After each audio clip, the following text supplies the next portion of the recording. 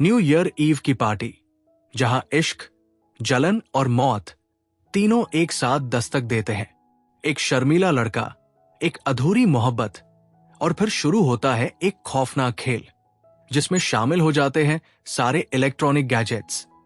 देखते ही देखते पार्टी बन गई एक मौत का लाइव शो। तो कहानी की शुरुआत होती है 31 दिसंबर 1999 की रात से, यानी बीते हुए साल की आखिरी रात। हमें मिलता है इलाय, जो बेहद शर्मीला लड़का है, इतना शर्मीला कि वो अपनी क्लासमेट लोरा से बात भी नहीं कर पाता, जिससे वो चुपचाप मोहब्बत करता है। उसका दोस्त डैनी उसे बार बार हिम्मत देता है। अब दोनों एक ग्रोसरी स्टोर में हैं और यही लोरा अपने फ्रेंड्स के साथ आ जाती है। डैनी एक बार फिर इलाय को उकसाता है कि लोरा से बात कर ले। बहुत हिम्मत जुटाकर इलाय बात तो करता है, लेकिन उसकी आवाज में झिझक साफ झलकती है। बातों बातों में लोरा बताती है कि उसका हाल ही में ब्रेकअप हुआ है। ये सुनते ही इलाय का चेहरा खुशी से चमक उठता है। लोरा ये भी बताती है कि वो क्रिस की न्यू ईयर पार्टी में जा रही है, लेकिन उस पार्टी का इनविटेशन इलाय को नहीं मिला। इलाय घर लौटता है, जहां डैनी उसे फिर से डांटता है और कायर कहता है कि एक लड़की से भी ठीक से बात नहीं कर पाया। गुस्से में इलाय चुप नहीं रहता और बात बढ़ती जाती है। दोनों दोस्त शराब पीते हैं और जोश में फैसला करते हैं कि वो बिना बुलाए क्रिस की पार्टी में जाएंगे। पार्टी में पहुंचकर इलाय लोरा से दोबारा बात करने की कोशिश करता है, लेकिन तभी क्रिस और उसके फ्रेंड्स आकर लोरा को अपने साथ ले जाते हैं। मायूस इलाय डैनी के पास लौटता है, लेकिन यहां डैनी लड़कियों को इंप्रेस करने के लिए इलाय को रोस्ट करने लगता है। इलाय का मूड और खराब हो जाता है। वो पार्टी छोड़ने के लिए ऊपर के एक कमरे में चला जाता है, जहां वो अपने कुछ क्लासमेट्स को देखता है जो आधी रात के आसपास वहां काफी क्लोज थे। ये सब देखकर इलाय उसे अजीब लगता है और नीचे लौट आता है। नीचे उसकी नजर फिर से लोरा पर पड़ती है, जो अब क्रिस के काफी करीब होती है। यहां तक कि लोरा उसे किस भी कर देती है। ये सब देखकर इलाय का दिल टूट जाता है। उसी वक्त डैनी भी आ जाता है और अपने किए पर माफी मांगता है। वो समझाता है कि उसने ऐसा सिर्फ लड़कियों को इंप्रेस करने के लिए किया था। इलाय थोड़ा हंसता है, लेकिन अंदर से वो अब भी बहुत दुखी था। लेकिन तभी अचानक लाइट्स ब्लिंक करने लगती हैं और फिर चली जाती है। जब लाइट्स वापस आती हैं, तो एक लड़की की चीख सुनाई देती है। सब दौड़कर कमरे की तरफ जाते हैं। वहां एक लड़की को कमरे के कोने में सहमी बैठी पाते हैं और उसके पास जो लड़का था वो मर चुका था। सब चौंक जाते हैं और बिना कुछ सोचे समझे उस लड़की पर इल्जाम लगाने लगते हैं कि उसी ने उसका मर्डर किया है। वो डर जाती है और रोने लगती है। लोरा उसे चुप करवाने की कोशिश करती है। लड़की बताती है कि जब लाइट गई थी, लड़का जिंदा था, लेकिन लाइट आते ही उसकी ये हालत हो गई। वो खुद भी बुरी तरह डर गई है। अब सब इस बात पर बहस कर रहे होते हैं कि आखिर ये क्या हुआ।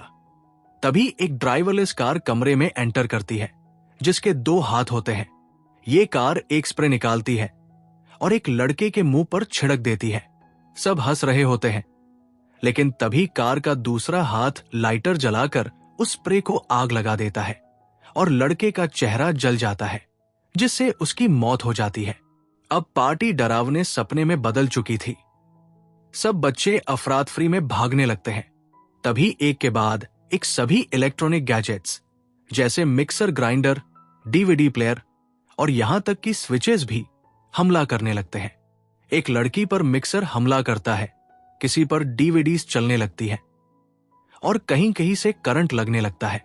इलाय, लोरा और डैनी तीनों अब साथ खड़े हैं, लेकिन अब तक वो भी नहीं समझ पा रहे कि आखिर चल क्या रहा है। तभी वहां आता है क्रिस, जो लोरा से कहता है कि वो उसके साथ चले, लेकिन लोरा मना कर देती है। वो कहती है, मैं उस लड़की को इस हालत में अकेला नहीं छोड़ सकती। क्रिस फिर कहता है, इस तरह के हालात में सिर्फ खुद को बचाना समझदारी होती है, दूसरों के बारे में सोचना नहीं।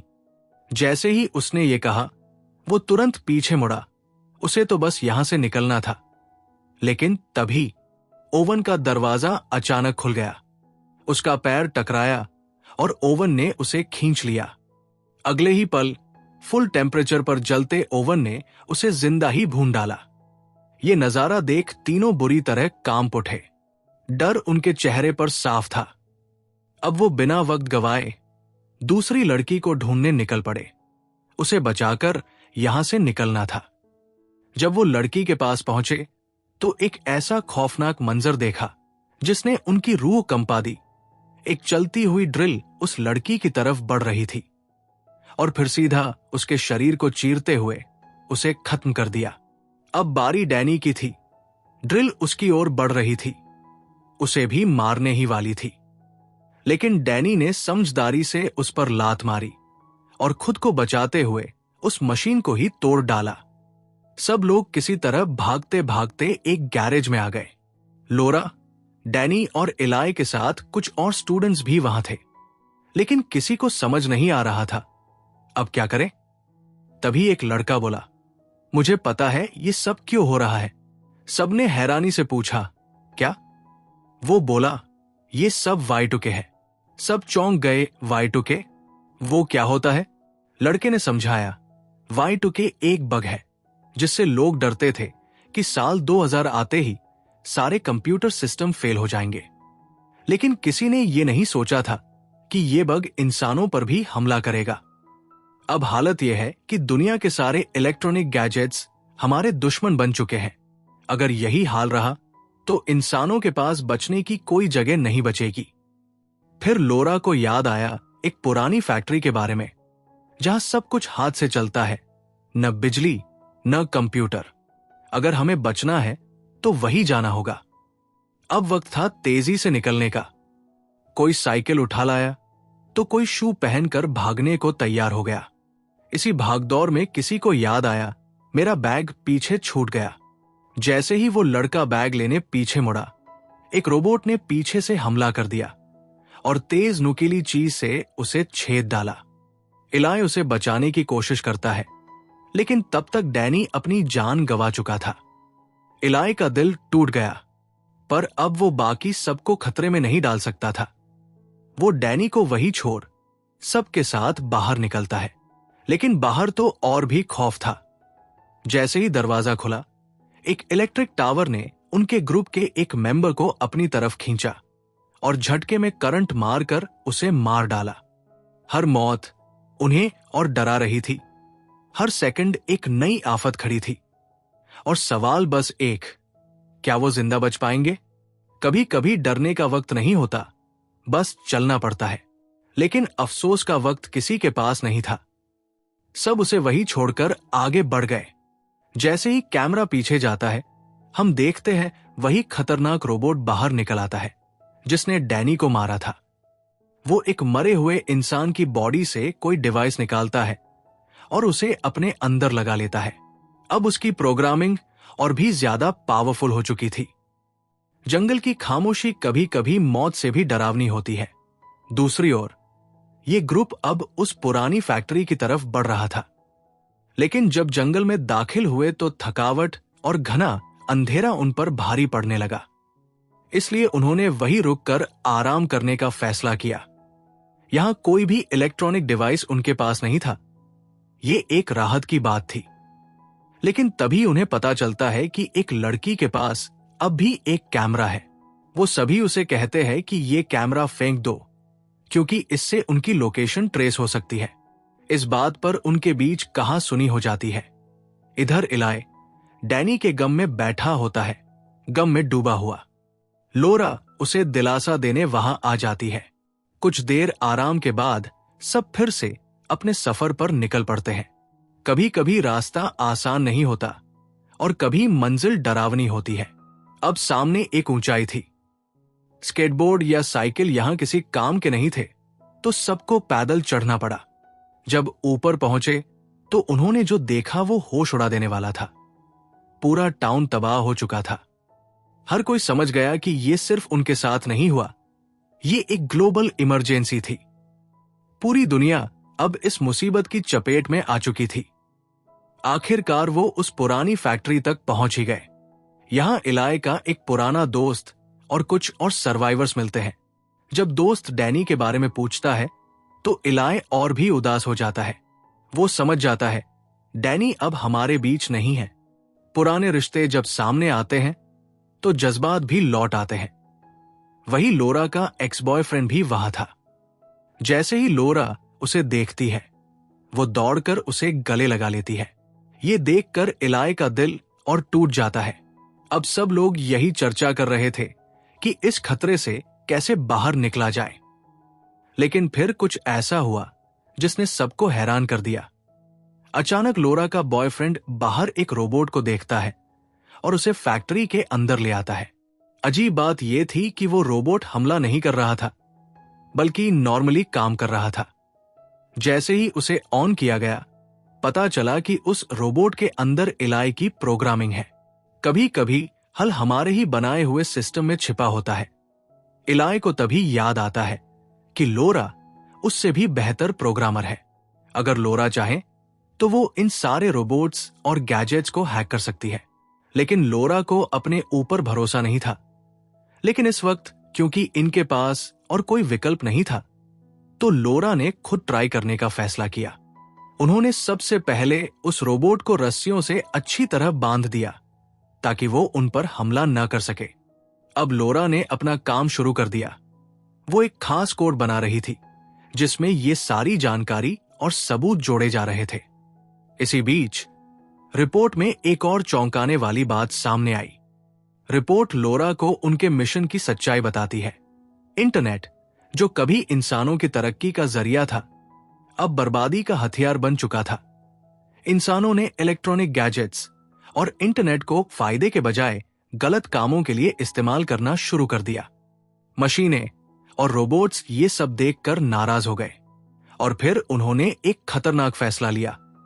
अब इंसानों को उनके ही खेल में हराना है, डराना है, मिटाना है और फिर करना है दिमागों पर कब्जा। इस मिशन का मकसद था इंसानों को डराकर खत्म करना और बचे हुए इंसानों के दिमाग में चिप लगाकर उन्हें पूरी तरह से कंट्रोल करना। इस तरह रोबोट्स की ताकत कई गुना बढ़ती चली जाती। लोरा ये सब सुनकर डर भी गई थी, लेकिन उसने काम रोकने की बजाय अपना कोड बनाना जारी रखा। लेकिन इससे पहले कि वो कोड पूरा कर पाती, वो रोबोट किसी तरह खुद को आजाद कर लेता है और हमला बोल देता है। अब मामला हाथ से निकलता जा रहा था और सब कुछ पल भर में खत्म हो सकता था।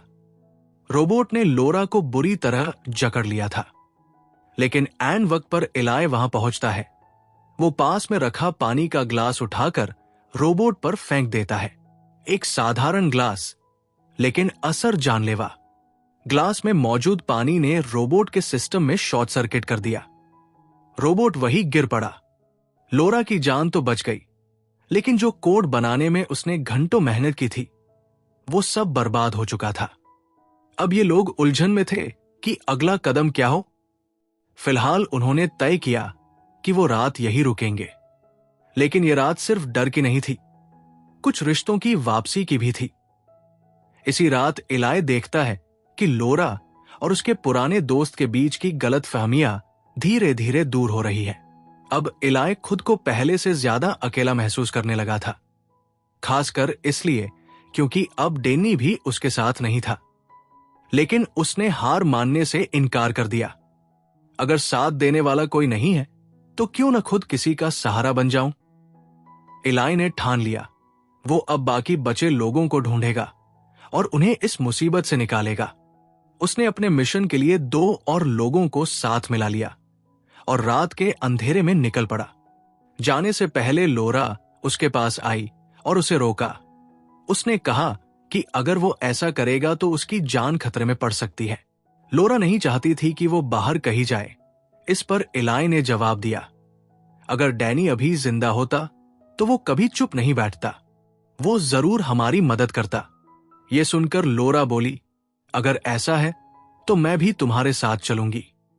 लेकिन इलाय ने मना कर दिया, हमें तुम्हारी जरूरत नहीं, तुम अपनी जिंदगी जियो। तुम वैसे भी हमारे जैसे लूजर्स के साथ क्यों रहोगी। पहली बार इलाय ने इतना आत्मविश्वास से कुछ कहा था। लोरा उसकी कड़वी बातें का बुरा नहीं मानती, क्योंकि वो जानती थी इलाय सिर्फ दर्द में है। उनके जाने के बाद लोरा ने फिर से कोडिंग शुरू कर दी। इस बार वो पहले से भी ज्यादा तेजी से सफल होने लगी। उधर इलाय, ऐश और उनका एक दोस्त कहीं जा रहे थे, तभी पीछे से वही खतरनाक रोबोट आ गया। उसने इलाय के दोस्त के हाथ से कैमरा छीना और हमला कर दिया। जैसे ही हालत बिगड़ने लगी, लोरा अपने नए साथी के साथ वहां पहुंच गई। इलाय का दोस्त रोबोट को रोकने की कोशिश करता है, लेकिन रोबोट ने उसे मात दे दी और मार डाला। ये देख सब सदमे में आ गए। डर के मारे सब एक पोर्टेबल टॉयलेट में जाकर छुप गए। रोबोट ने टॉयलेट पर हमला किया, लेकिन इलाय ने जोर लगाकर दरवाजा बंद कर दिया। रोबोट ने टॉयलेट को ढकेल दिया, जिससे सब लोग फिसलते हुए नीचे जा गिरे। शुक्र था वो सब बच गए। नीचे एक नदी थी। सबने पानी पिया, फ्रेश हुए और फिर से टाउन की तरफ बढ़ गए। वो एक शॉप पहुंचे जहां गैजेट्स कम थे। वहां शहर का सबसे मशहूर रिपेयरमैन छिपा था। उसने बताया, मेरे भी सारे दोस्त इन गैजेट्स की वजह से मारे गए।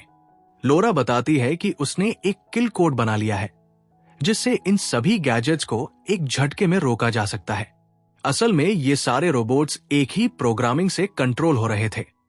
अब इनका अगला मिशन था स्कूल जाकर उस प्रोग्राम को बंद करना। छुपते छुपाते ये लोग स्कूल पहुंचते हैं।